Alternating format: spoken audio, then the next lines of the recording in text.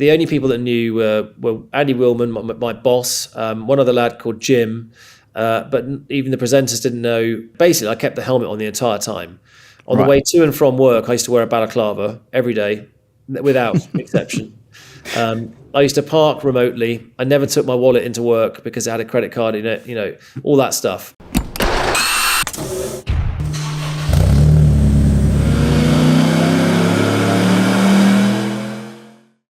Welcome to the HPA Tuned In podcast. I'm Andre, your host, and in this episode, we're interviewing Ben Collins. Now, you may not have heard the name Ben Collins, but if you've been watching just about any TV or movies related to cars, I'm sure you've seen him in action. Ben Collins was the famous Stig for the Top Gear series, obviously a faceless name at that point. He's also been involved with stunt driving in a number of popular movies, including the Daniel Craig 007 James Bond series, as well as stunt driving in Fast and Furious 6. So if you've seen any of those movies, chances are you've seen Ben in action.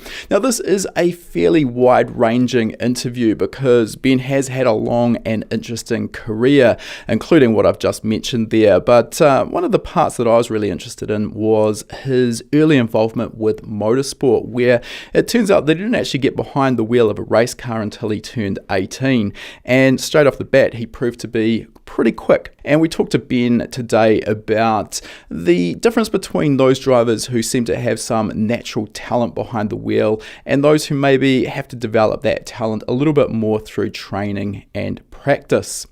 And specifically as well with Ben's career as a race driver, we dive into some of the ins and outs of race driving, some of the more complex aspects that a lot of drivers struggle with, particularly one of those which I've struggled with myself with my amateur racing, is developing the skill set to be fast and consistent on a wet track. Ben is also involved in driver training, so we lean on that aspect of his experience today as we go through our podcast. Now, for those who haven't heard of High Performance Academy before, just a quick background. We are an online training school. We specialize in teaching all manner of performance automotive topics, namely engine building, engine tuning, wiring. We also cover race driver education, which is obviously relevant to today's topic, as well as aspects such as improving your car setup through suspension and wheel alignment, as well as optimizing your driving and your car using data analysis.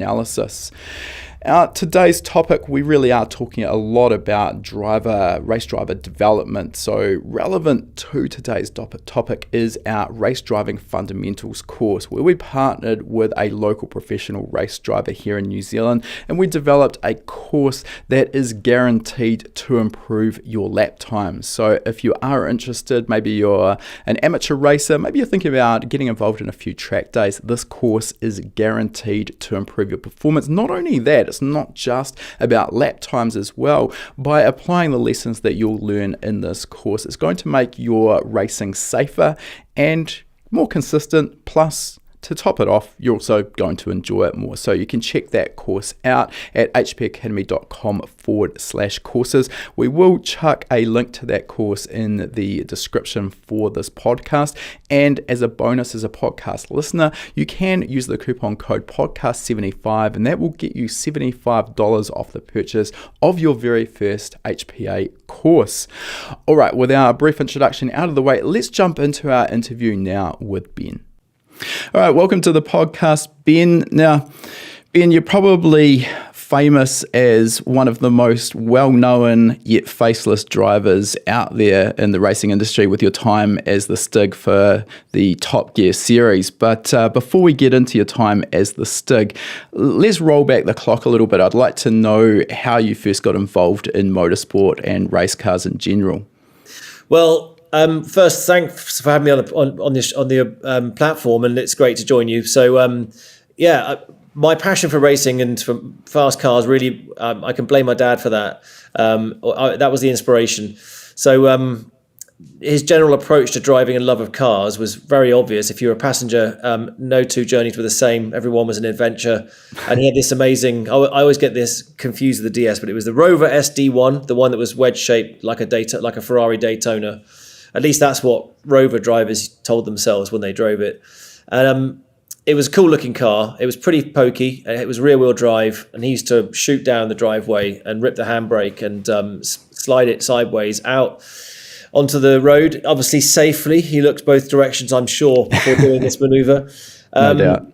And you know, he was always fully lit on overtaking moves and all this. I'm painting a bad picture of him, but there were a lot less cars on the road, and I'm not making any excuses. But he was very, very good driver, and Sure. used to make the most of it. So I grew up with that, with my mother screaming at him to slow down, and with me screaming at him to speed up. It was pretty much that way. And I had a little pedal cart, like leg powered, obviously, that I used to slide around in the, just out in the garden, basically. So for me, that was as close as I could get in my mind to Formula One. And then we had a little Lotus model. I think it was a 72 Lotus. I was born in 75. Right. And we had the JPS black car on on the mantelpiece. And that was a thing of curiosity and wonder. We used to watch the Grand Prix.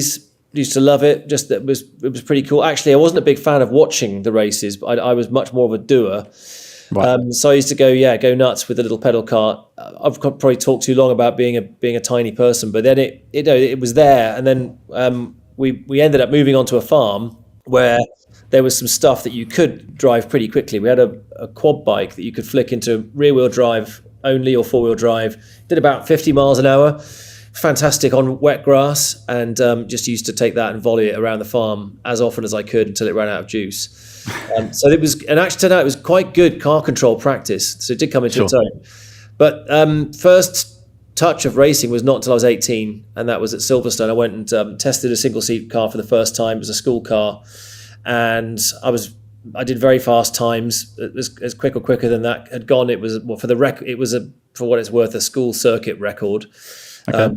Before the engine blew up, and that was that. And from there, I went for it to get a race license and managed to get started.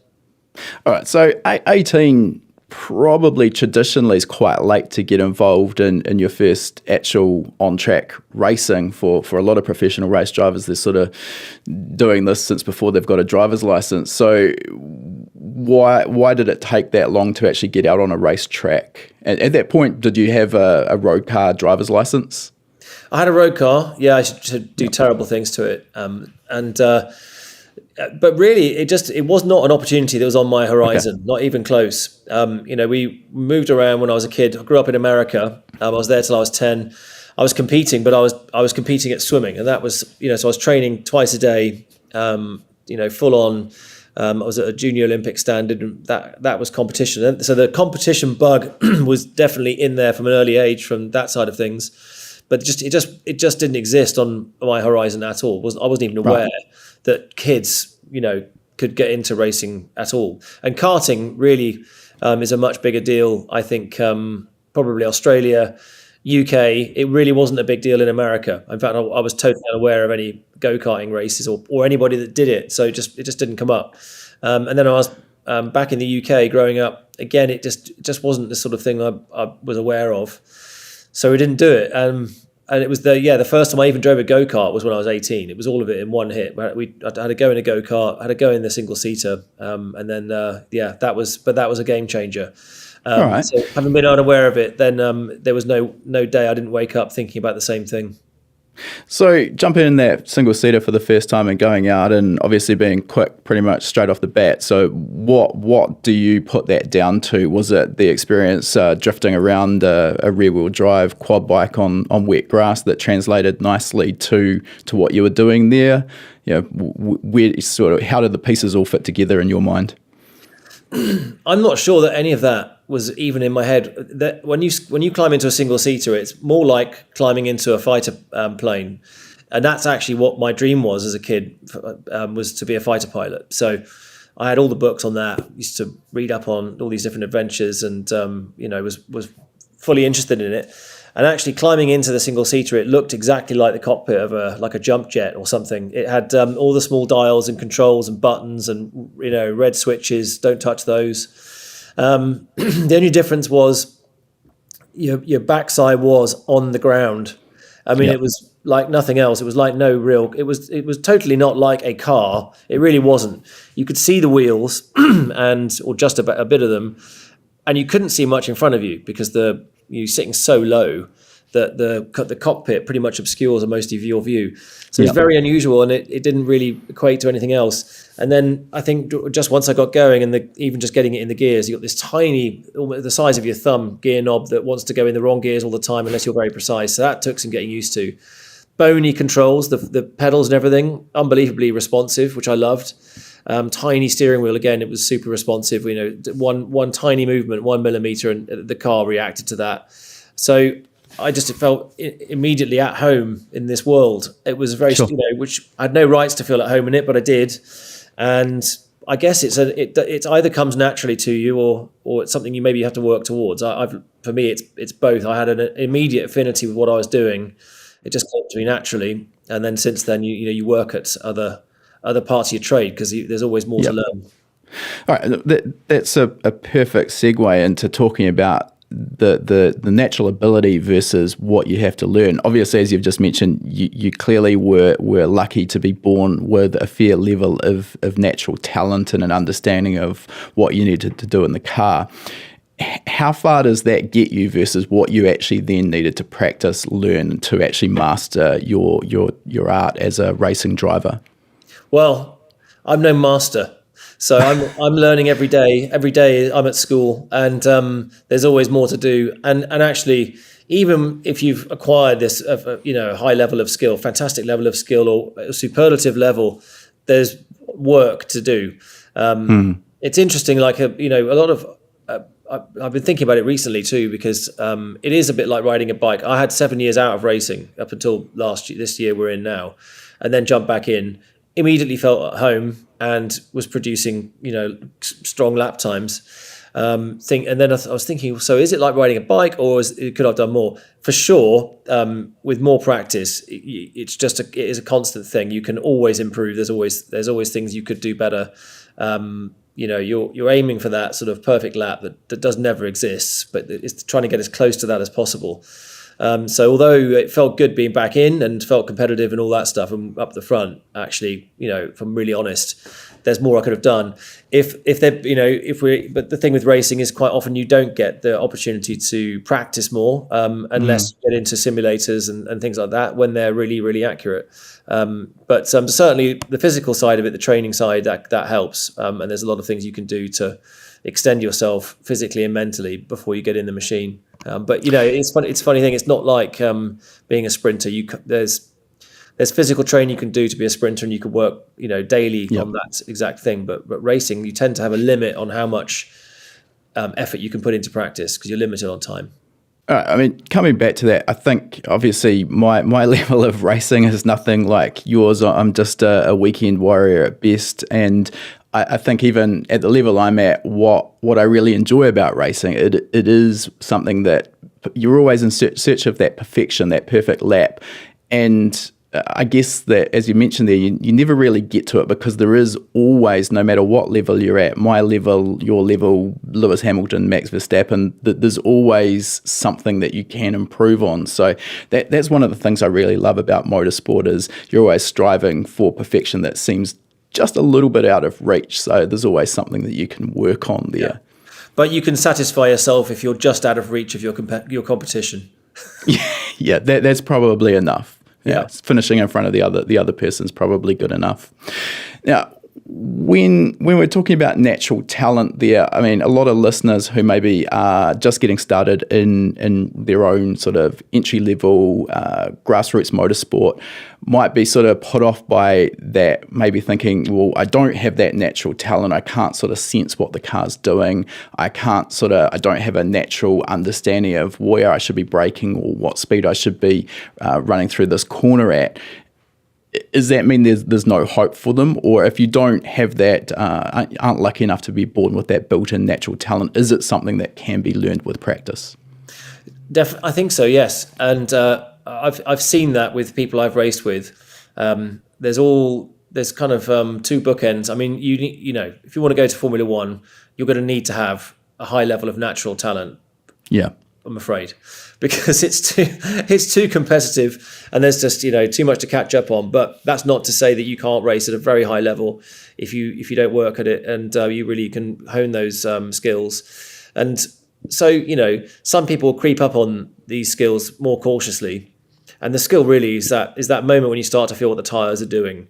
So someone might go to a track, not actually get the car to a point where the tires are really working, and go home and then think, well, that sucked. I was way off the pace, whatever. Yeah. But you keep moving forward. You extend your performance window. You start to get the tires working, and that's to say they start sliding around. And that's when you'll start to develop the gut feeling and start flying by the seat of your pants, because that's what it's all about. Every human being on the planet has that sense of balance, where it's just millions of years of evolution that, funnily enough, prepares you for driving, and it to a greater or lesser extent. And once you tune your senses in a little bit, acclimatize, start to feel the car shifting around you, start to pivot, feel that rotation, which end is rotating more than the other.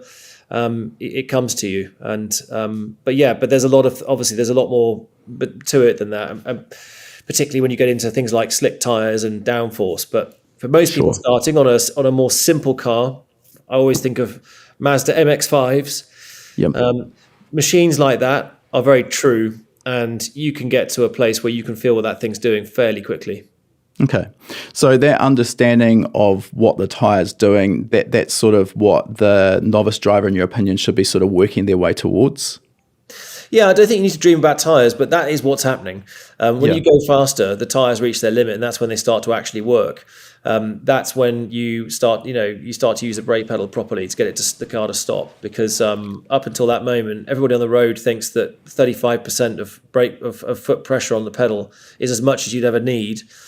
I think I read a stat somewhere when I was doing some research. Most people would never push their brake pedal more than 70%, even to avoid an accident. Yeah, right. So things like that, you break through those barriers. You realise what is the real performance window of the tyre for braking, and that's pretty eye opening for most people. That's not the main thrust of it. Of course, you've got so much else going on, but that and looking further ahead, that the change in your vision, how you perceive what's coming up. Looking further ahead, it slows down time. You've got more time to process information. Peripheral vision too. So it's a funny thing. After some time of racing, if you go to the optician, go before and after, they'll do a peripheral vision test, and I guarantee you'll have extended it by 15% after a year's motorsport, because it just transforms how you view everything around you. But yeah, you get into that performance window, the physics starts to feel a little bit different, because you're working everything that bit more. But it's the tyre that's what's putting you through the corner. Everyone always thinks about the car, but it's always the tyre that's doing the work. I guess no matter how much power you've got or how much money's been spent developing the car, ultimately it's the tyre contact patch that's the limit really on how fast you can go in a straight line under braking or around a corner. I think one of the problems I see with those just getting started is you've obviously predominantly most people will come from driving their road car, and the natural progression is, I want to drive a little bit faster, let's get involved in a track day or something of that grassroots motorsport. How do you go from your road driving, where obviously we don't want the car to slide unless you maybe being a little bit naughty, but we want the car to be under control and have good grip all the time, and that can make it a little bit scary when you're out on the racetrack, particularly if it's wet, and letting the car actually move around a little bit and feeling that loss of grip and not being terrified by it. Have you got any sort of advice there for us? Yeah, well, one of the best things that happened to me was I got to do what they called high-speed car control training when I went to Silverstone. So these great cars that the skid car basically. So it's mounted on little dolly wheels, like a shopping trolley wheels on the outside of the actual tyres, that can lift the front and the rear end of the car, so that it takes weight off the front or the rear set of tyres, and it simulates low grip conditions. Yep. And at that time, I'm not sure they'd realised that by doing slides at 65 miles an hour in one of these things was actually bad for the skid frame. So they let me do it, and it was amazing. And I mean, we did everything. So they would lift the front end, and you'd feel understeer. You'd feel the front end sliding, and I'd be turning like a demon into the corner, and the car wouldn't go in. That's understeer. And then they flicked it the other way around. They lifted the back end, so the back end was light, and turned the wheel, and the thing flicked around, and you were winding the opposite lock in and learning how to do that. Because it was simulated and there was no danger, you kind of calmly working it out with an instructor in your ear telling you what to do. All the way to, they actually lifted the whole car off the ground, and that's simulating aquaplane, when the car is lifted off by a volume of water.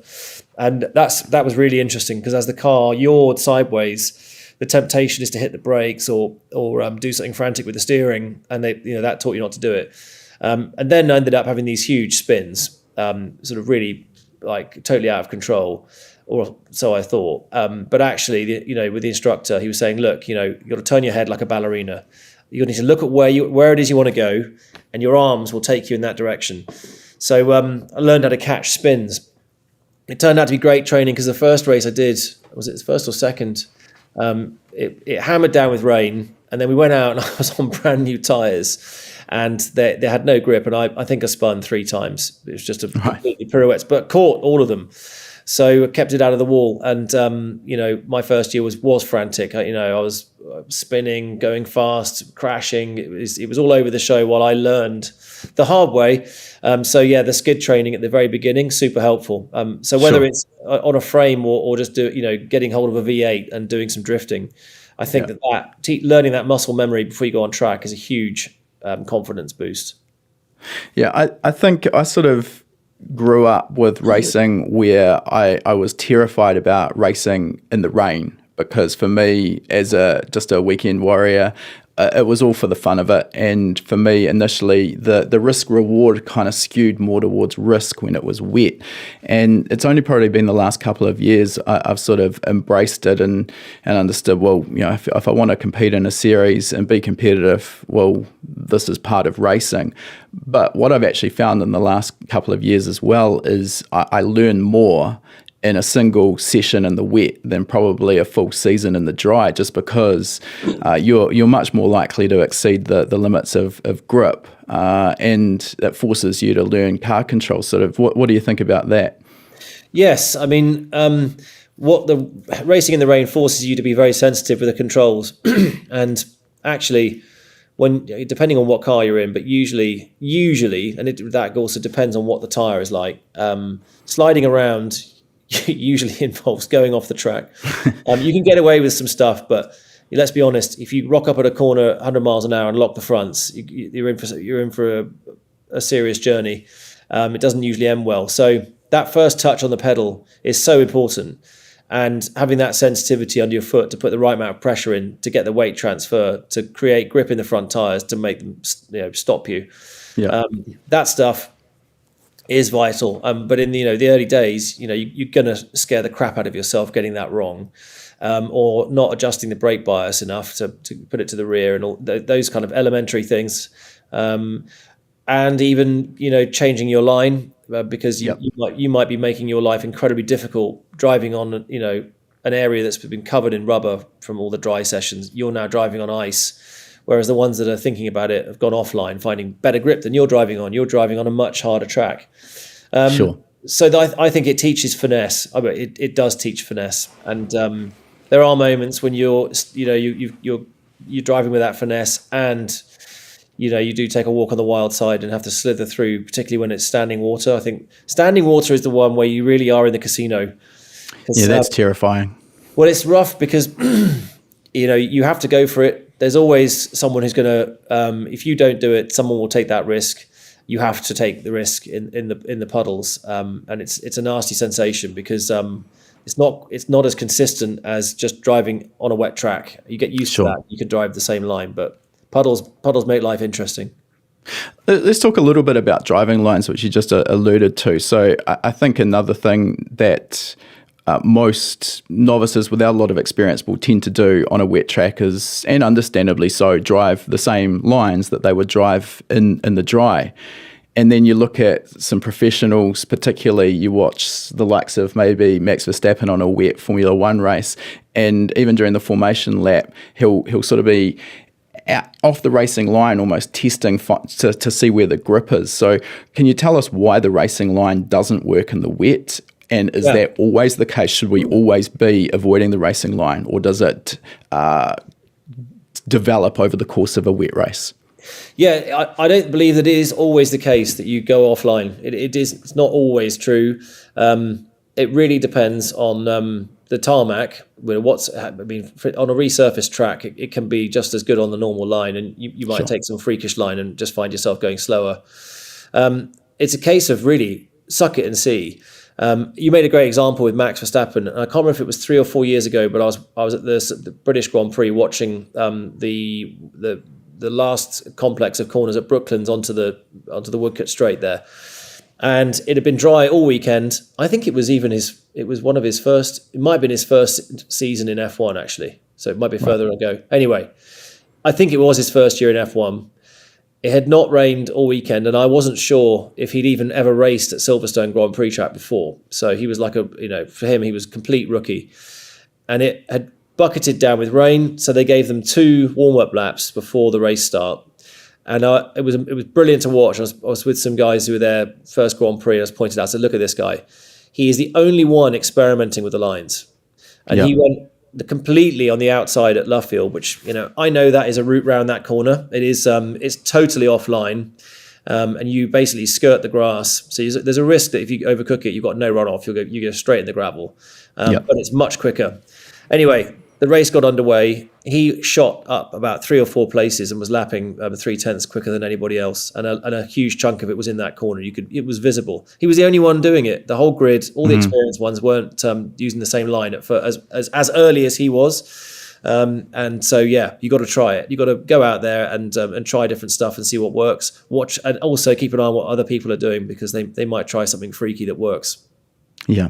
I guess that's always really easy if you're following close enough to someone to be in touch with them, and you see them, trying a line that you're not driving on, and all of a sudden they're pulling away from you. Well, maybe that's an indication that some experimentation is called for. Yeah, I mean, it's usually the slower stuff, because it's heavy braking areas. It's just a kind of a no-brainer to at least try up the inside. And you'll probably find that the braking grip is much better into a hairpin or a second or third gear corner. Almost a given. And after that, the world's your oyster. Quite often in the really quick stuff, it's not as relevant, but you never know, and you do get a feel when you move around a little bit. Just try it out. I think it'd be interesting to sort of get a sense from you of maybe the top things that you see novice race drivers doing wrong consistently, and what can be done to improve those mistakes. If you've got a few things that you always see race drivers doing wrong. Well, I mean, I don't know. I'm trying to think now, but I mean, the hardest thing to do is braking and entering. So that's, I think, is the greatest skill. It's the hardest thing to do. Is and it's interesting. There are different techniques. I think it's a Jensen Button and some other guys. They are early breakers. That has never been my style. I can't produce a lap time braking early, and that's just not. It just doesn't work for me. If you can develop that style and make it stick, then that's amazing. I have no idea how that works, so I can't answer that one. For me, it's about braking absolutely as late as possible and being able to carry speed. So that moment, again, that sensitivity in your foot to be able to do that, commit to it, to really probe the deeper braking areas. That's something sometimes you have to force yourself to do a little bit. And again, having the ability to bleed off the brake. So probably the hardest thing to do is to brake late and not panic and be able to bleed off the brake to chuck that bit of speed in. And the way I always put it is that you should be braking so late that if you don't take your foot off the brake to an extent, the steering won't work. You won't make the corner.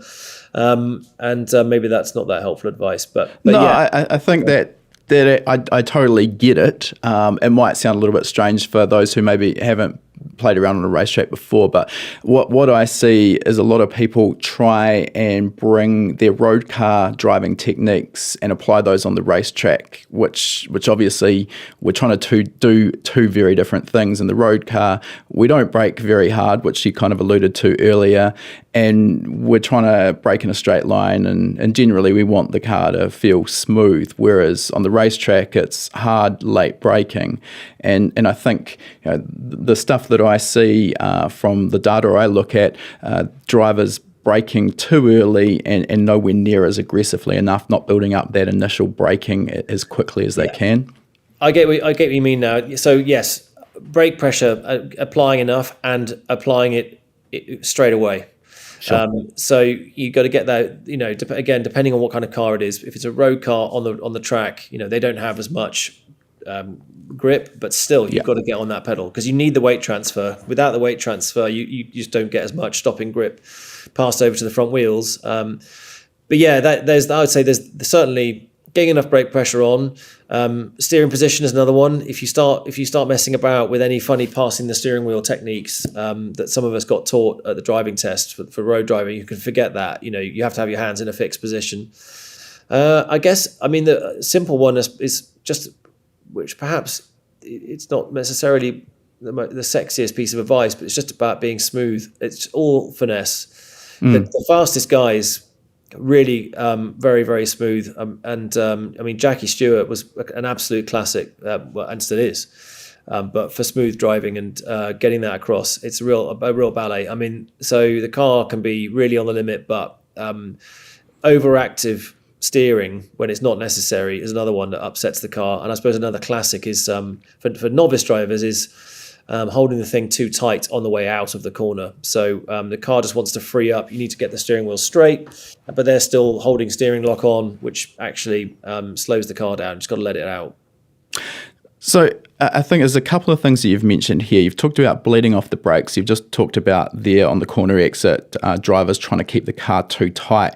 And what a lot of this comes down to is how the tyres work, in that they can generate a certain amount of longitudinal grip, be that in braking or acceleration. They can also generate a certain amount of maximum lateral grip for cornering. But the important thing that's really easy to overlook is they can't do both at the same time. Yeah. So if we just talk about, you've mentioned the term bleeding off the brakes. I use the term trail braking. Can you just talk to us about how that works with the weight transfer and the grip available from the tyres? Yeah. So that's an interesting thing you've mentioned, trail braking, and people often ask me about that as well. And I think it's quite a misleading term because to me it implies that you brake all the way into the apex. And for me, I'm trying to get the brakes off. That's just, you've left it so late that you can't just jump off them because the car won't make it. So I don't like I really just realised I don't like the term trail braking because I think it's misleading. Yep. So I'm trying to get off the brake as I'm steering in. So to me, that's bleeding off, not staying on. Maybe that's a semantic thing. But anyway, so you're right. So you've got maximum braking grip is in a straight line. That's why you get on the pin so hard. And as soon as you start steering, you've got to share that force has to be shared between braking and steering, and that's where it gets really interesting. So you're getting off the brakes just enough to give you the grip you need at the front end, until you need all the grip on the front end. And at that point, you're off the brakes by the apex to get max steering to get it in there. Yep. All being well, and if the balance of the car is right, then you're soon looking back to the throttle. So as you implied, making the most of the tyre means working it to the maximum, and that's really why you max the brakes. You share some of the as you leave the brake, you're sharing that with the steering until the point where you're just using all the steering, and then you're back on the power. And for maximum acceleration, the wheel eventually is straight, give or take. Well, that sort of leads into that other aspect you were talking about on the corner exit, drivers trying to basically hold too much steering lock. So just like the braking, bleed off of the brakes as you're turning into the corner on the corner exit in order to be able to apply the throttle, we've basically got the same thing. We need to free up the steering so we're not asking as much from the tyres laterally, correct? Yeah, and I think it's often I think for novice drivers that are doing that, it's not knowing the track that well, Sure. and not knowing the points you're trying to hit. Your braking mark, you got your apex, you should be getting consistently, and then it's trusting that you're not going to just fire it off the track on the way out. So I think that's a lot of it. And some curbs are evil, some bits of grass are evil. There's some parts of the track you never want to get onto, so you're damn right to hang onto the steering wheel and don't let it out there. But once you've got a little bit of trust in yourself, that you're consistently hitting those points, then it's okay. And I think that's key, because if you don't know the track that well, then it's quite right not to use all the space until you're a bit more confident. Otherwise, there's a chance you'll end up out there with a gob of speed you never intended to have in a part of the track you've never been to, and one bump sends you round. Yeah, and absolutely. I don't think anyone would suggest it's a smart idea to leave the pits on your outlap and start driving 10 tenths, particularly for the novice. It's smart to build up slowly to your ultimate lap speed. One of my favourites, this is a mean story, but he's a buddy of mine, so I can tell it. But Christian Colby, I remember when we raced in Formula 3, we were at Spa, and we went out, the track was dry, but they painted the curbs. And I'll never forget this, because he went out, bless his cotton socks. It was a fourth gear corner, so we're going decent speed, and he rode up the curbs at full chat on his first lap, basically, and the paint was still wet. Around he went, bang, that was it. So to be fair, it wasn't his fault, but at the same time, maybe just one more lap would have been okay. Would have been enough. So even on a track that well, sometimes things can change. That had changed, exactly. Got to look out for the changes. And these days it's a lot of these so-called safety curbs that they're using. They ain't that safe. Some of them smash the car up and throw you off. Now, another thing that you mentioned a little bit earlier was vision and looking further down the track and how that slows down time. So can you talk to us about what the average driver, maybe a novice, is doing with their vision, where they're looking versus where we should be looking, and what we can do to try and sort of keep that in the back of our mind and really focus on? Yeah, back in the caveman days, we were out there hunting, foraging, looking further ahead, looking peripheral. Is that bear going to come out of the woods and eat me, or can I just get these berries back to my camp alive? So I think we were much more further. Our focus was more like the ninja warrior. These days we're quite near focused creatures. Laptops, books, and driving around. You kind of look at the end. A lot of people just don't even look past much the end of the bonnet. So that is out the window as soon as you get into racing. The great thing is that you apply this. It's the safest way of driving for any vehicle. It's just looking miles further ahead. You end up looking through all the windscreens of the cars in front of you. If when you're in traffic and things like that, you allow space because you realise the effects of what happens when the music stops on a motorway or a highway. So looking ahead gives you more time to process what's going on, time your approach, and be ready. And so it's an essential part of racing, and it's certainly what I think is the most useful thing you end up applying in day to day. Sure. Yeah, and I think just from my own limited experience focusing on that, one of the places where it really comes into its own is when something's happening on the track ahead of you. A classic in a meeting I just attended a few weeks back, and it was a wet track and a car spun probably 50 metres up the track, and I was in traffic, but just having that vision up ahead, I could see what was happening. And that's quite important in the wet when a car spins as well, because you're sort of making a judgment call on, is the car going off the track or is it going to come back across the front of me? And just giving you a bit more time to react to the situation rather than coming up upon it and then all of a sudden you've got no ability to get out of the way if that's what's required. There's an interesting thing called target fixation as well, and that's a classic. So when something chaotic or dangerous happens in front of you, you tend to stare at it. Yeah, And so and that's where the car goes. yeah, and wherever you look, your hands will follow. You will go Yeah. towards it. It's one of the key things. If someone's having a crash in front of you, well, let them crack on with it, but look for the gap. Yeah. Don't stare at the crashing car. Stare at the empty space that you want to go to, and your body will take care of the rest. Yes. It's very true. And actually, and so in a smaller example, when you're in a race, particularly, and if you're in a snake and there's a group of you, it's quite easy to end up adapting your style to that car that's in front of you. If you play squash or tennis, it's kind of like the same thing. You like, why is this person who is useless at tennis or this sport you're playing, why am I playing on their level? You kind of end up adjusting and sort of playing like they do. So you need to break that philosophy, and really you've got to. I think copying the one in front at an early, like I say, when you're in the early stages of the racing, it's quite an easy trap to fall into. Yeah.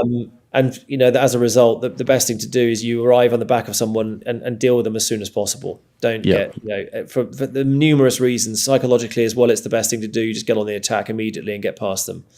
Don't sit there and make them feel comfortable that you're behind.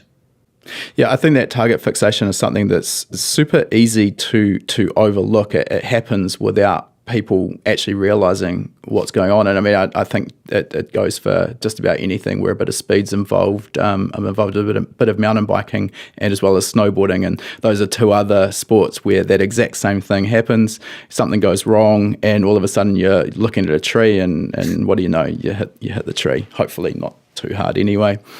Now, before we finish up on this topic, I just wanted to talk a little bit about the range of different cars that you've driven, which is massive. Everything from the Australian V8 Supercar Series to British touring cars, Formula 3, and just about anything in between. How important is adapting your driving style to the type of car you're driving, and how do you go about doing that mentally? Yeah, it's crucial. Obviously they're very different beasts, and going to find out what it is that they want that will make them work. For me, the biggest challenge in terms of adapting was the V8 Supercar in Australia. Yeah, it's hilarious. All these Euros, as you guys call anyone that's not from Australia. Sorry, that's not true. Not anyone that's not from Australia, but anyone obviously from any part near Europe. I don't know. Yeah, and the Yanks. Heading down to compete at Bathurst and being completely schooled in the process. It's a wonderful experience. I recommend it highly to everybody who's thinks they've made it. And you go down to Australia and then learn something completely different. So what's incredible is to look at. V8 Supercar looks like this sort of big muscle car. It is a big muscle car. It's got loads of power and they've got fire coming out of the exhaust and all this sort of stuff. And I thought this is going to suit me to the T. This will be just like, just going to go for it. This thing's a complete weapon. And it certainly is. But what I hadn't expected was these tiny, skinny tyres, and to spend every millisecond of my moment in the car thinking about what those things wanted me to do different. And it was incredible. And you could create instability at any moment, in any corner, at any time. It was just remarkable. So, and actually the feedback in the tyre is very, very subtle, which is a polite way of saying you can't feel what the tyres are doing. So under braking, even the pros at the front from everybody from first place to last wears little squeaky things in their ears to tell them when the tyres have locked up under braking. It's the only series in the world that has that. As a driver aid, basically, because and as I found out, so that I can't remember the name of the corner now, but Bathurst has the fastest straight for any touring car race in the world. I think it's 186 mile an hour top speed, and you kind of go off the track and then turn right through this crazy fast right-hander, and then you have to stop. Chase. The chase. I thought it was called the chase, but I wasn't going to risk my arm. And yeah, I mean, at that speed in most cars, you've got decent downforce and stability. And so I calmly pressed the brake, or I thought fairly calmly, but there was a bump. Anyway, the car didn't like that, and it lit the front tyre up, and that was it.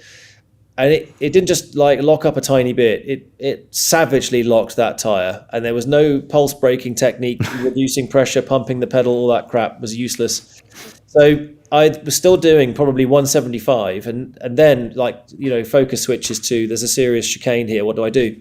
Fortunately, as a PlayStation artist, I knew immediately what to do, which was that I had to straight line the grassy bit and get it into the pits and apologise. So that's what I did.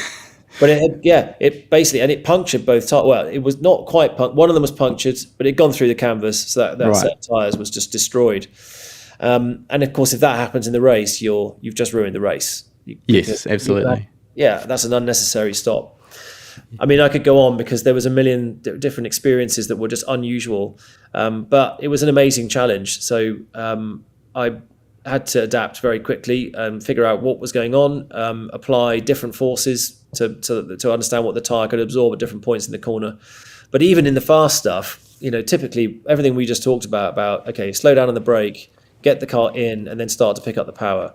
Even that, you could do things that were totally unconventional with the throttle, and the car would accept or deny it, depending on how the tyre was behaving in that moment. So you'd end up coming in and out of the gas through fast corners, which are very unusual, really unusual techniques. Luckily for me, I had two complete maestros as teammates. So Rick Kelly, Todd Kelly, Nathan Pretty was in my car with me, but the Kelly brothers were totally open with their data, totally amazing, sharing how they drove the thing. We're having a good old laugh about the experience and what they knew and how the cars would behave. So from that perspective, it was a huge help. And I think we had pretty decent results. Well, one of the things with that series, and I don't want to sort of laser focus too much on it because I know it's not relevant to those maybe in the Northern Hemisphere so much, but here in New Zealand and Australia, it's kind of the Bathurst, the motorsport prize for the year. But that supercar series, you've sort of already highlighted, quite a powerful car, under-tired, and they're pretty heavy. But a unique aspect with those cars as well is that they all run a spool, so they don't have a limited slip differential. By that, without getting too technical, both of the rear wheels are always forced to rotate at the same speed, which can cause some pretty unusual handling in terms of the car not really wanting to turn into a corner. Yeah. As a driver, anything specific you needed to do to get it drive around that spool, or is that kind of already dealt with by the setup? Yeah. There was, again, that was all constant too. You had to apply the power so slowly coming out of slow corners. It was amazing. My first test was at Winton, so coming onto the straight there, I got the car into a slight attitude coming out of the corner, which felt normal to me, but I've been used to downforce cars. So I had a little bit of yaw on the power, like a micro drift, if you will. And I thought nothing of it. And I just kept my foot going and I had it pinned. And the car was sliding ever so slightly onto the straight. And I just thought, well, I'll just change gear and that will go away. So I pulled the next gear and the car was still sliding. And I ended up tank slapping up the straight. And I just thought, when is this going to stop? And the simple answer was, it was never going to stop until I did some adjustment with the throttle. So you just had to really be so disciplined with applying the power, because once it broke traction, you were done. Right. Fire-breathing dragons, but such a really, really delicate. You had to be with the controls. It was quite incredible to get used to that. And so, that was the spool. I mean, the cars were set up to try and get around some of the resistance to turn in. So, funnily enough, you didn't really notice the suffering from understeer. I didn't particularly. The great teams down there kind of dialed the cars pretty well for that. But just driving technique, slow on the power. Yeah, okay. Now, also, just while we're talking about that, lighting up the tyres, and for a longer race, or even the sprint races these days, those tyres don't really last that well. They're only going to give optimum grip for a few laps, and it's very easy to overdrive the car, and the grip goes away. So as a driver, how are you sort of balancing that when you're out on track, particularly if you're trying to get past someone or you're defending, but you're also trying to keep your tyre life intact so that the car's going to be able to complete a stint with reasonable grip left at the end? How do you balance all of that? Is this V8 or generally? Well, actually, I started with V8, but I mean, the same could go for anything here. I mean, you've been involved with Le Mans prototype racing as well, Le Mans. 24-hour race, I should say. So, same goes for anything, really, I guess. Actually, I mean, the one area I really noticed that you sort of think about tyre life outside of F1, where I think it's all they think about. But I did a little bit of NASCAR racing on the ovals, and you could actually you could force the car in a race. You could force it to do a lap time that was maybe 0.15 of a second faster than what the tyres wanted to do. You could force it to do it, but you'd do it, and you would take some energy out that you'd immediately feel what you'd just done in the front, particularly on the front right. You get all that load on there and start suffering. So you keep forcing it, and actually, if you took an average of the next 10 laps, you would have been slow. You'd be now slower by probably, I don't know, 3-4 tenths a lap by overdriving the tyre. So that was a real nuance. Was again a discipline to think, okay, this is as quick as I can go, even if you're under pressure from someone who's behind you, or you're under pressure from yourself to catch up, to stay within the parameter of what that tyre could do. I found that really interesting, and I really enjoyed it. I felt there was a lot of feedback, way more feedback in the tyres in those stock cars than I imagined. I thought they'd be just like trucks with no feeling in them, whereas I felt a really strong connection. Same true of the single seat on an oval. I raced Indy Lights, and they were very sensitive with things like tyre pressures and how hard you drove it on a consistent basis. But the NASCAR side, I think, because the races kind of like they were longer than what I was doing, the tyre life was really critical. With things like Le Mans, we really have a good idea of what the tyres are capable of. The tyre manufacturers have kind of worked that out, and that you can get 3 stints out of a tyre. The key thing with those is that you can really the showstopper is locking up a tyre, because if you do that early on and basically skin the outer edge of the tyre on one of the fronts or something like that, well, if it's a minor lockup, it's not a big deal. You just get a bit of a vibration, and with any luck, it will kind of iron itself out. But anything more than that, it's more prone to locking up again. Sure. And if you carry on like that, you basically risk a puncture, and that deserves severe punishment by your race engineer and teammates, because you're going to add 30 seconds to your stint that you didn't need to do if you had done a better job.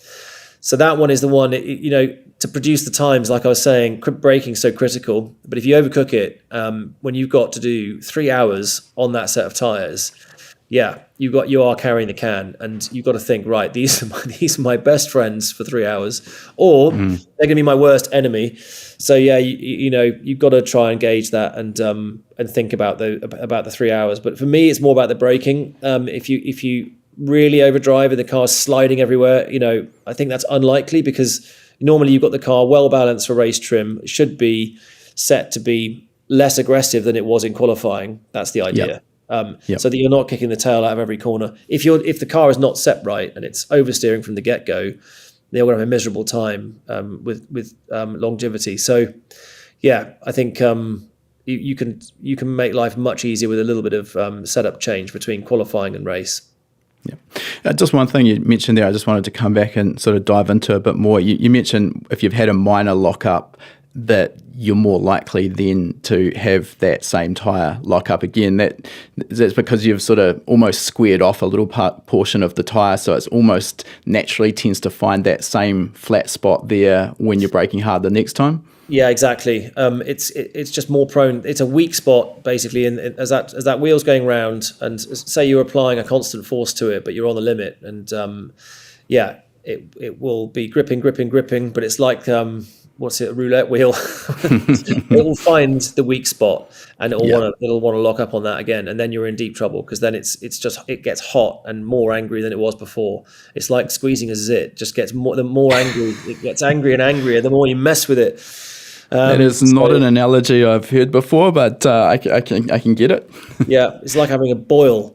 You've just got, it's TLC. You're connected. That's it's the only interaction you've got with the track. It's through those four little rubber friends. So you've got to look after them. All right, so let's move on a little bit. And as I said at the start, you're probably best known for being the faceless driver, the Stig, for the Top Gear series. And I'm really interested to dive into a little bit around how that came to occur. So how did you get selected for that? Did half a dozen professional race drivers sort of turn up with mirrored tints on their visors and sort of sit around with white suits on waiting to see who was fastest? Well, the producer was too canny for that. He would never have let 6 racing drivers be in the same space at the same time, because they'd have all taken a look at each other and then blabbed if they didn't get the job. Yeah, So good point.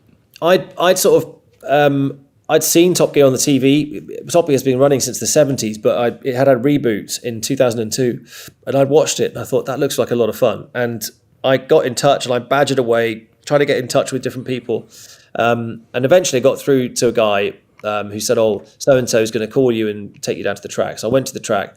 I met this chap called Andy who needed a belt to keep his trousers up and looked very scruffy with big bursting folder of paperwork and stuff.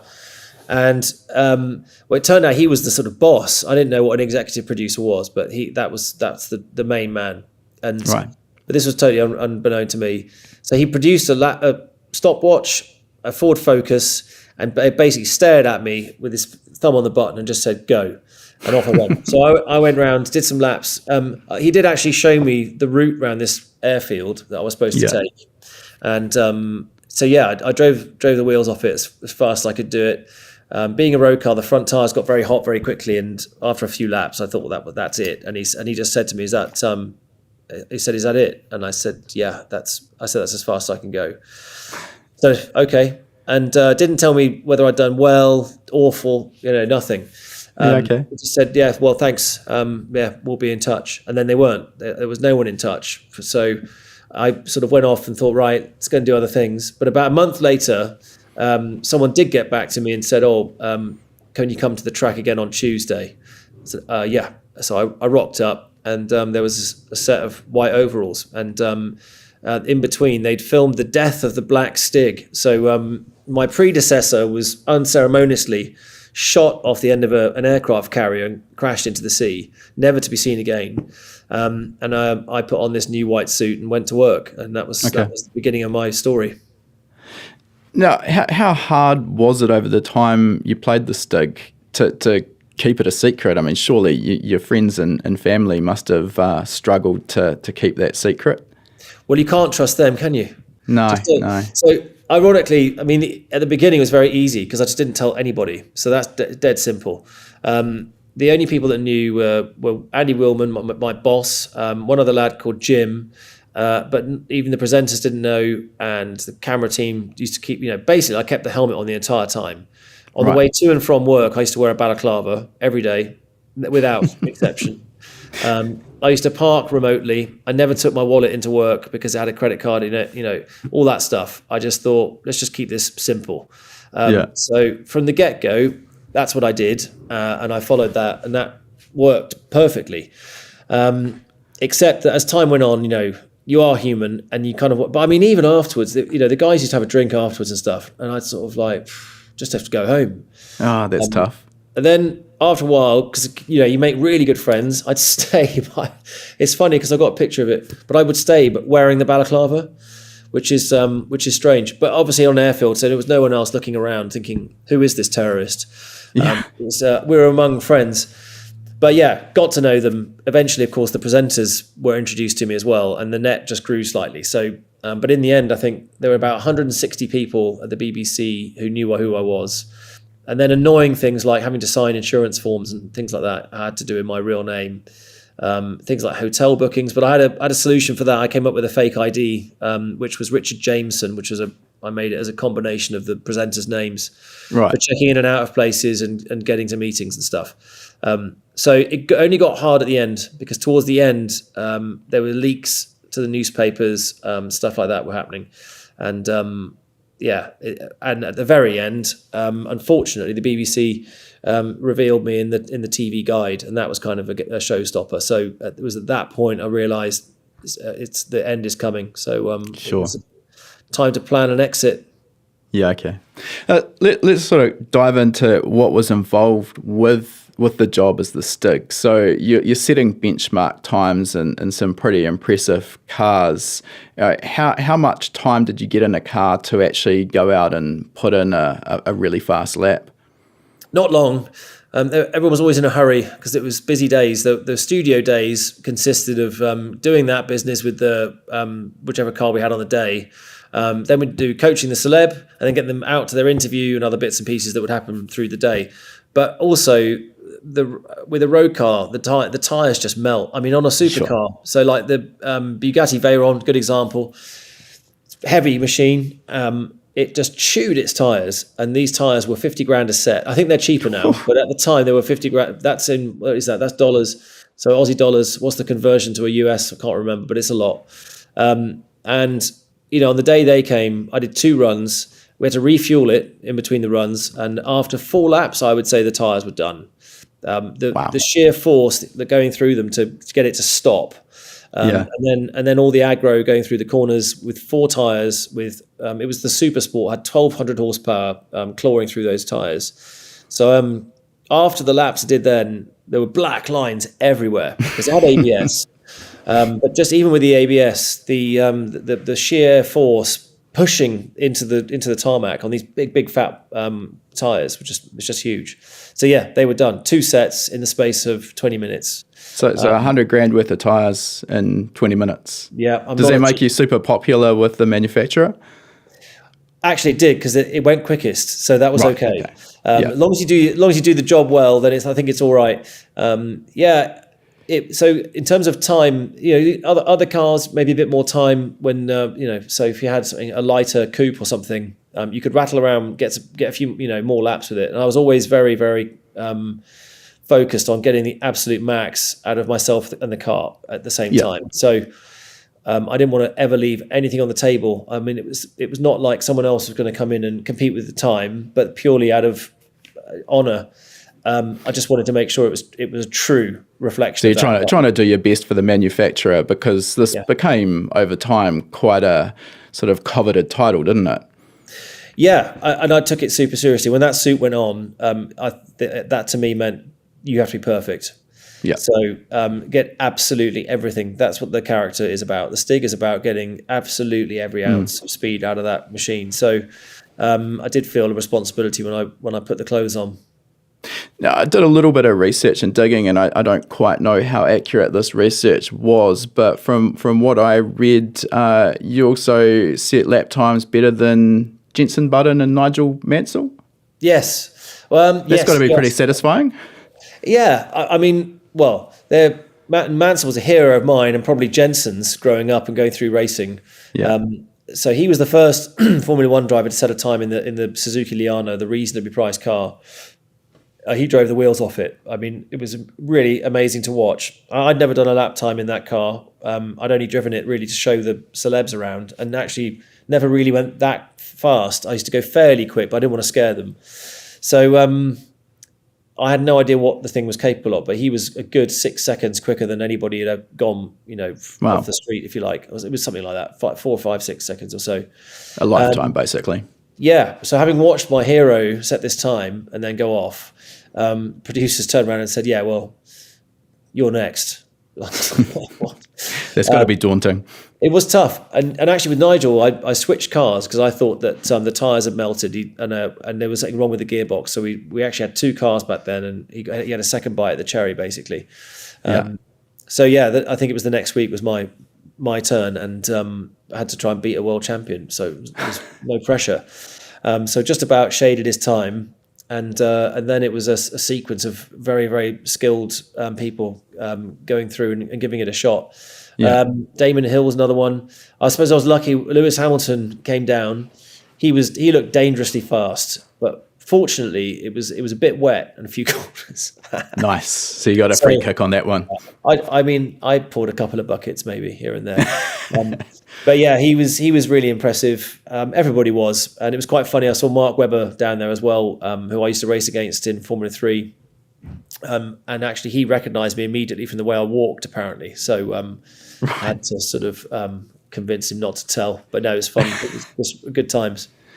So on the basis of something like that, even in maybe not the most relevant car, does that sort of make you sort of wonder if your opportunity was missed at the pinnacle of F1? I would love to have done it. I would have given anything to got there. I gave it my best shot, basically. I mean, I'm glad that I've won races at every level I've competed in. Yeah. Except the one I'm in now, actually. I'm racing this Praga, so I can't say that anymore. But I've got next year to try and fulfill that.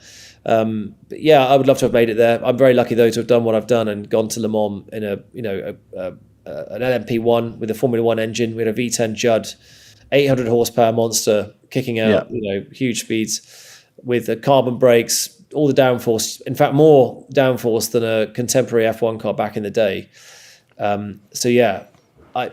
I wouldn't change that for anything. Yeah, would I have liked to have raced in F1? I mean, yes, I'd love to have raced in F1. What would you give?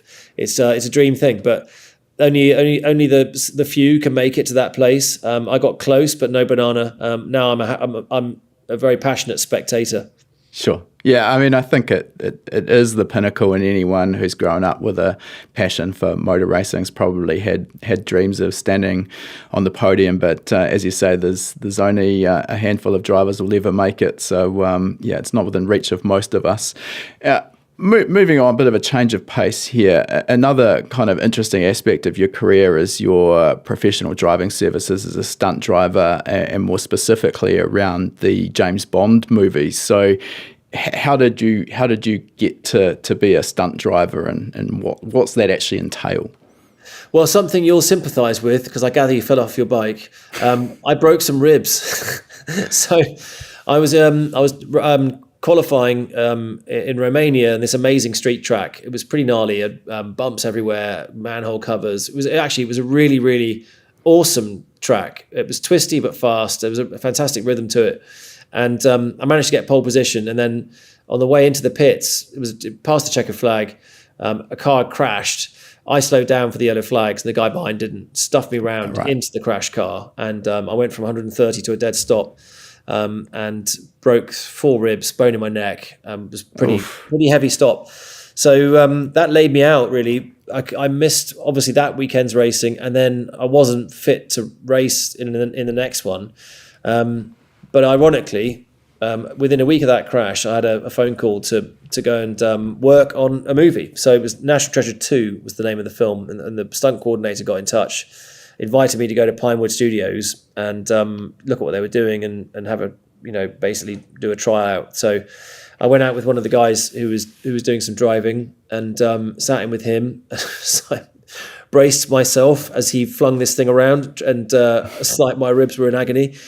But managed to get through doing some driving, showed that I could be useful, and they hired me in. So I was on that film for about 2.5 months. Right, okay. So I did a mix of different driving, but mostly with me on the roof of this car. So I ended up driving what's called a pod, where the stunt driver sits on the roof, the actors are inside. Their wheel downstairs is disconnected. They've got no controls. They're all diverted up onto you on the roof to basically add the precision that they need, and so that the stunt driver can do all the rehearsals. And then basically just you put the actor straight into that situation, and they are right in the heart of the action. So they are there, and it's real, no CGI needed, and you can put the cameras wherever you want, and basically guarantee it's a safe way of getting a car chase done. So that's pretty amazing. So hold on, let's just roll back a step. So you're driving the car from the roof? Yes. That sounds terrifying. Very strange. So yeah, I mean, roofs, you put mountain bikes on it and you go camping, you stick things on there you don't care about. In the stunt world, you end up driving up there. It's pretty funky because you're up there. The magic of Hollywood. It's the magic of Hollywood. So it totally ruins the CFG of the car. Central gravity's all whacked. Yeah. And also you amplify all the sensations in the suspension are sort of doubled. Yeah. Because of the leverage effect on them. And so you're up and what you're used to feeling, your inner ear is sort of telling you all kinds of lies about what's happening. There's also a delay in the steering because they have to use a hydraulic steering wheel, which is, it's like if you've ever driven a boat, whatever you steer in, you have to steer back to get straight. You can't just let the wheel go and expect it to return. So there's a lot of handicaps in a way to how much control you have. But weirdly, you kind of get used to it. And then with a bit of rehearsal time, we were handbraking this thing around and skidding it and doing all kinds of wacky stuff. So it was an amazing learning curve. I can only imagine a fair bit of recalibration would have been required to get sort of comfortable with driving like that. Yeah, you basically had to stop caring quite so much. You had to sort of ignore your senses and just shut them out, become a bit of a hooligan. Yeah, okay. So over your stunt driving career, is there any sort of standout scene that was your favourite, or anything that you really enjoyed? I mean, I've had so much fun.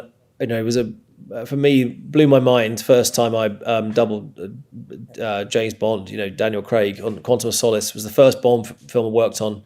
And just sitting there in the car with the Amiga watch and pinstripe suit and everything, I just couldn't believe this was happening. And then there was the work. I mean, we were, if you know, just high speed chase around Lake Garda. It's just the best. So that whole trip was incredibly special. I think to think of sort of one thing that always seems to stand out is, I mean, working on the Han Solo movie was amazing. As a massive Star Wars nerd, that also, it was incredible. The machine was amazing. But actually, one of the funniest standouts is I worked on one of the Fast and Furious movies, number 6, doubling Vin Diesel. And we had the Dodge Charger Daytona, I think that's the right one, the big purple thing with a massive whale tail. And we drifted this thing around Piccadilly Circus in central London. We had 2 nights to shoot it. We had sort of 3 or 4 minute lockdowns on traffic where we could do high speed sliding. Right. And it was really, really unruly to drive because you couldn't turn the steering wheel very much, which when you're drifting makes things quite tricky. And also when you turn the steering wheel a bit too far, the wheels will get stuck in the arches. So Perfect. It was quite a challenge. It wasn't manual, it was automatic. So you couldn't use the clutch and stuff like that. You just basically had to give it full send and use the throttle and the steering to try and sort of calibrate your way around. Yeah. And we were side by side. There was 2 of us driving, so it was me and that, and someone else doubling Letty, I think it was. And but it worked, and it was quite a tight space. There was loads of things you could crash into, and London is always busy and bustling. So the stunt team and the producers working to control crowds and all that stuff. But there were just people all over the place. You know, it was safely managed. Don't get me wrong, but you were aware that you didn't want to screw up. So that was really fun, and I thought it looked fantastic when it was all cut together, and just was something I think we could say we were proud of. Now, with that sort of stunt driving, do you ideally only get one crack at this? Because obviously, particularly if you're drifting a car, there's going to be a bit of evidence left on the road after that. So do you have one crack to get it, or can you do multiple takes? Yeah, quite often. It always, you think, if it's just film, you can always shoot it again. To some extent, there's an element of that, but nobody wants to have to do it twice because you didn't do your job properly first time. So you really want to get it right, and usually they might want to shoot it again, but that's because they're if they had a problem with the camera or they want to get a different angle, as opposed to just give you more practice.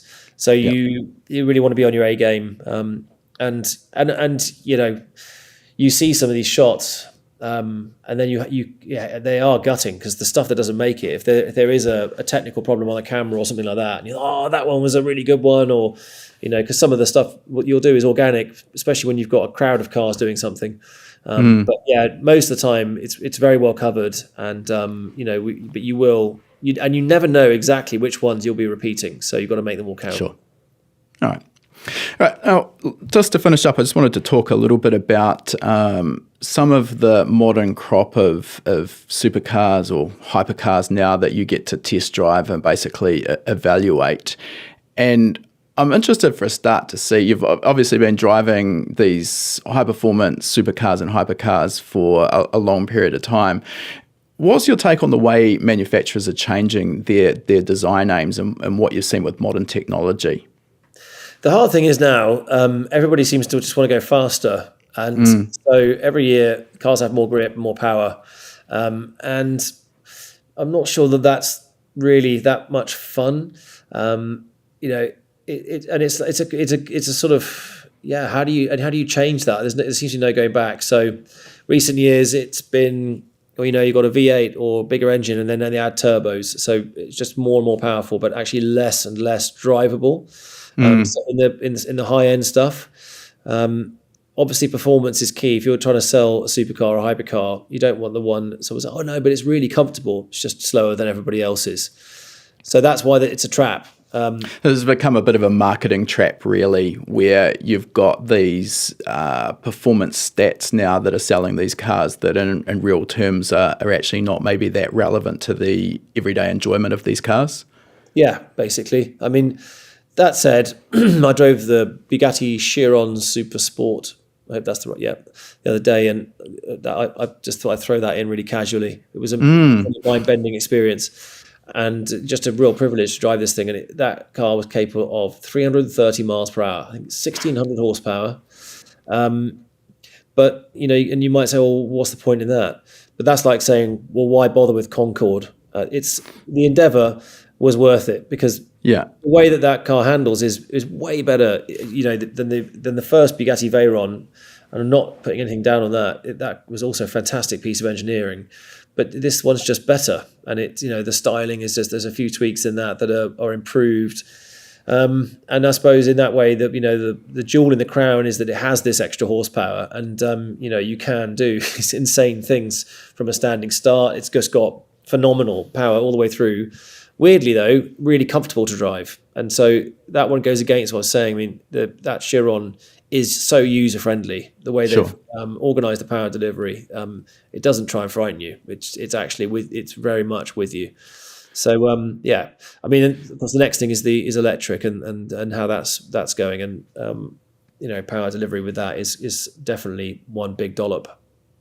Yeah, we'll talk about the EV stuff in a moment. Just coming back to the sort of the internal combustion hypercar development.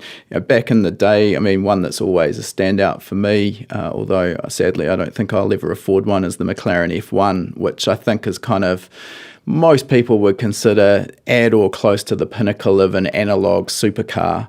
No ABS, no traction control, naturally aspirated V12 and a conventional gated manual gearbox. Whereas these days, I fear that maybe the manual gearbox is dead in the water. DCT is kind of the way it's gone, and we've got all these driver aids. So for you as a professional driver, these driver aids, do they add to the experience, or do they actually detract from it? I think they detract from it. And it's interesting, there's another study I'd researched which was about ABS. It's a controversial one, but the study anyway, I didn't just look for this once for sake of finding anything different, but it reckoned that life was more dangerous after ABS than before it. And there was a load of reasons for this. But when you were responsible for everything the car did, and you'd have these small lockups, you'd lock a tire, and immediately that you learned something, and you immediately learn what's the limit of this car. Whereas with ABS, it's really masked, and you kind of never really aware what the car is doing for you any time. So I think they were, cars were more user friendly. So there's lots of, I mean, maybe is that still the case now? It's hard to tell. But I think it basically removes the human being from the process and the enjoyment of driving. You've got things like steering wheels now that aren't physically connected. In fact, that's the majority of cars made now. So some of them are very dead, or you don't get a true feeling. And actually, an older car with a proper steering rack connected to the wheel, that's like a divining rod to the tyres. They're talking to you all the time. Whether you understand the language is a different thing, but a lot of it comes down to natural feel. Human beings got a lot more going for them than perhaps people selling software will concede. So for me, I prefer old school, and I want to feel what's going on. I prefer manual gearboxes because I can't stand automatics that don't do exactly what I tell them to do when I want it to happen. Yep. And movement in the car, weight transfer, same thing. We're creatures of balance. You move from side to side on your feet. You can feel torsion, grip on your feet when you walk out of the shower, when you walk down the street. It's in our nature. So weight transfer in a car should be organic and built into it. And increasingly, cars are built like they're on train tracks without that feedback. And again, it's not for me. Okay. Now, you mentioned EVs before, and I mean, I think anyone interested in cars would probably be foolish to think that EVs aren't sort of going to be the way of the future. But I mean, They come with pros and cons. Obviously, incredibly fast, and the torque delivery is quite different to an internal combustion engine. For me, and I mean it is controversial, but I don't think they're ever going to have the sound of a conventional internal combustion engine. So we're going to lose that. But from the sheer performance perspective, what's your sort of take on the direction EVs are going, and where do you see the sort of the end game for them? Well, I'm going to start with sound actually, because Sure. I thought sound would be the biggest problem for me, or not the biggest, but a problem. And I was quite surprised. I went to a Formula E race, and immediately you can hear more, but you just hear different stuff that's going on. I was also impressed with the fact that you could slide these things around. So actually, that sort of different sort of coarse, that sort of like Kraken-like sound they make, it's quite endearing. It's quite cool certainly in a performance context. So I kind of warmed to that. Where it gets interesting is, well, I mean, they're going to be part of the future. I don't believe that fossil fuels will be. It's not the end. There's a lot that needs to happen before electric is really doing what it's cracked up to do. For starters, really, there needs to be some thinking behind the energy that's powering those things. Bless them, up at the COP conference, they had some Teslas, so they had to truck in some diesel generators to charge them. So that's slightly nonsensical, and there's got to be a bit more of a path to creating the energy in a better way for the EVs to really stack up. So Sure. Yeah, the transition, I think it needs to happen more gradually. Otherwise, there's going to be a big meltdown with shortage of making these things go. And there's a lot more that can be done in things like carbon capture on ice. I can't remember another stat, but I think gas guzzlers 25 times more efficient than they were in the 70s. That's progress. Yeah, sure. I'm sure there's more that can be done, and you've got things like hybrid, things like hydrogen that could come in. So the school's not out yet on what will actually work. In terms of how they handle, I think some of them have been proven to be fantastic. At the moment, obviously Teslas they were early in. Porsche though have come in with the Taycan, and I was talking about weight transfer. I mean that handles like a Porsche, and you've got the feedback and you've got weight transfer and really smooth power delivery. There's a lot to like there, so it's going to be interesting. It's going to be an interesting. What's the word? It's not a battle, but at the moment we're at the sort of the start of the curve with these insane valuations on companies that don't make cars yet or don't make very many, and it doesn't. So if you look at that, you kind of realize, okay, let's see where this goes. Yeah, I think there's a bit of speculation in the industry. You mentioned the stock valuations of the likes of Tesla, and we've just seen Rivian as well with their IPO, who haven't currently produced a vehicle for sale. But it's definitely an interesting time to be alive. And yeah, I don't foresee internal combustion engines being phased out in the next 5 years, but definitely it will be interesting to see where the EVs go to, and we're certainly investigating how we can be involved, because as the technology develops, we know that it's going to filter down to the enthusiast level where people want to start getting in and building project cars and repowering and tinkering. So there's a lot of fun to be had. That's for sure. I mean, I'm desperate to get my hands on the Lotus Evija, for instance. I think it's the most powerful in the world. And I was one of the first to drive the Ford Lightning. So that was the electric powered Ford truck. And that was pretty special. I mean, I know that truck incredibly well. And to get in the electric unit and just see the capability. So actually we were doing a lot of demonstrations with towing capabilities and things like that.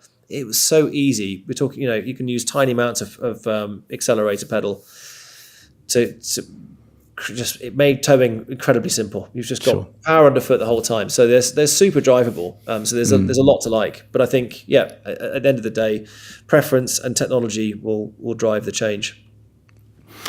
All right, Ben, look, I think we'll move towards wrapping things up here. I want to respect your time, and we have gone a little bit long. So there's a few questions we like to ask all of our guests, and I'll start with what you see is next up for you in the future. You mentioned you're getting back into racing at the moment, but what's sort of on your radar? So, next up, at the moment I've got a new book out, a sort of history of Aston Martin. So I've been doing a bit of a tour with that and having some fun promoting it, and hopefully that's filling a few stockings this Christmas. But it's been it was great fun writing that. So that was a big project, sort of 6 months of deep dive research and really learning stuff I never knew about the people behind Aston. There's some hilarious characters, and I had a great time interviewing people past and present from the company who told me some absolute crackers of some of the shenanigans that have gone on over the years, and also the engineering that went into the machines. So that's been amazing. Next thing really for me is going to be I've entered the land of YouTube. So I've got a new channel, Ben Collins Drives. We fired up on YouTube, so I'm getting stuck into that, which it's really amazing. It's refreshing. I guess it's sort of like turning back the clock. It's a bit like my first days at Top Gear. So I've been collaborating with some amazingly talented film crews, learning a lot, shooting things differently, but I suppose in a way it's doing the same thing but differently. So that's going to keep me busy next year, and hopefully people will enjoy what we're making. Awesome. Now, if you were to go back in time and maybe give some advice to a younger version of yourself based on everything you've learned through your career so far, what would be your takeaways? What advice could you give to fast track the career? Go and race for Christian Horner. It'd be difficult to do now, I think. Well, you say go back in time. Sure, so, that that's would have done it for you. Yeah, I mean, do you know what? I've known him for a while, and I don't know him particularly well now, but I'd say hello to. But he's always been someone who gave opportunities to young drivers, talented drivers, and to nurture that talent. He will get involved with people and stick with them and help them make the most of themselves. So yeah, he ran some amazing teams back in the day. I think he started in Formula 3, and then there's Formula 3000. And actually, there was a linch point in my career where that there was a possibility to go and do something with those guys. So yeah, that's my advice. Should have go and race for Horner in Formula 3000, and maybe things would have gone in a slightly different direction, and perhaps, but who knows? I mean, I still love what I've done. I've had an amazing career, raced in America, raced in Europe, all over the world. So perhaps you should just be grateful for what you have got. Absolutely. There's definitely no point going through life with regrets. That's for sure. No, you've only got one crack at it. I'm going to spend the night worrying. Could have been you on that top step at Abu Dhabi F1. I don't think Sunday. so. I think what we saw there was two best drivers in the world, perhaps of all time even. And when you look at the gap that those two put on the rest of the field, you've just got to realise those guys are out there. They're on another level. Yeah, 100%. So I take my hat off. Racing wheel to wheel with anybody in F1, you'd have your hands full. But to catch those two, you'd have to have something very, very special. So we'll see what happens next year. It's going to be an amazing return to racing. Yeah, I think for those who maybe casually watch F1 and sort of have those thoughts that, I could probably do that with a bit of practice. Well, the reality is that that's pretty unlikely. But yeah, when you see over the season the sort of difference in lap times between where they finish, Hamilton and Verstappen versus the best of the rest, and you're still talking the best drivers in the world, you realise that they are really in a league of their own for sure. Yeah, doing it once in qualifying, there's a skill to that, being able to summon that one lap, and some people are particularly good at it, but they consistently, those two are doing it better than anybody else. But then they're doing it lap after lap in the race, and you'd think, not in a normal situation, there'd be someone out there who would be able to get a claw into them, for a part of a stint or something. It's just not happening. No, they're completely dominating, and because they've been pushing each other. That's what's been amazing this season, is that those two have pushed each other to another level. So it's been, it's made it exciting again, which is what race fans want. I think it's what everyone needed, F1 needed, and I don't think it matters which of the two you're personally backing. You can't help but take your hat off to both of them for the job they're doing. But we digress. Last question I've got for today. You've already mentioned your YouTube channel, but you've got a couple of books out as well that you haven't mentioned. You mentioned the history of Aston Martin, but you've got a couple of driving books out as well, or driving book and The Man in the White Suit.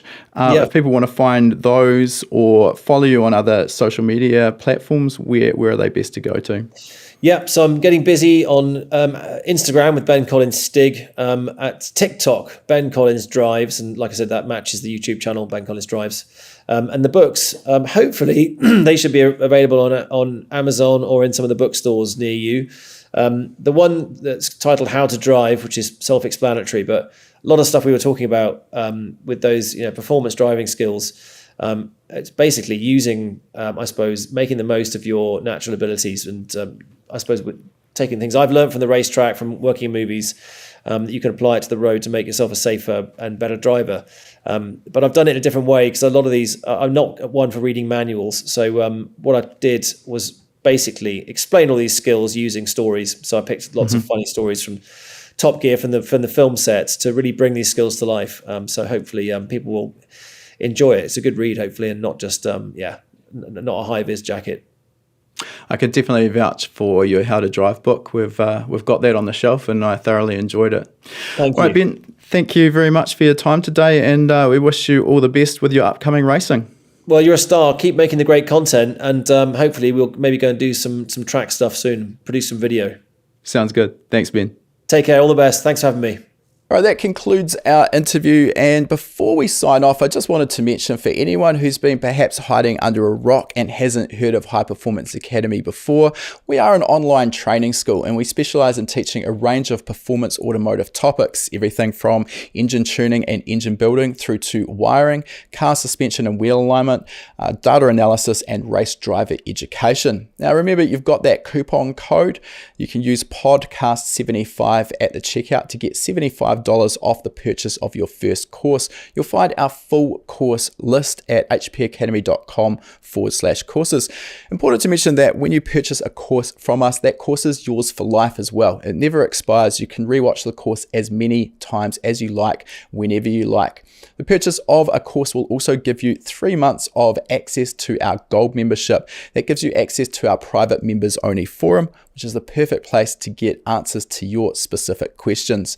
You'll also get access to our regular weekly members webinars, which is where we touch on a particular topic in the performance automotive realm. We dive into that topic for about an hour. If you can watch live, you can ask questions and get answers in real time. If the time zones don't work for you, that's fine too. You're going to get access as a Gold member to our previous webinar archive. We've got close to 300 hours of existing content in that archive. It is an absolute goldmine. So remember that coupon code podcast75. Check out our course list at hpacademy.com/courses.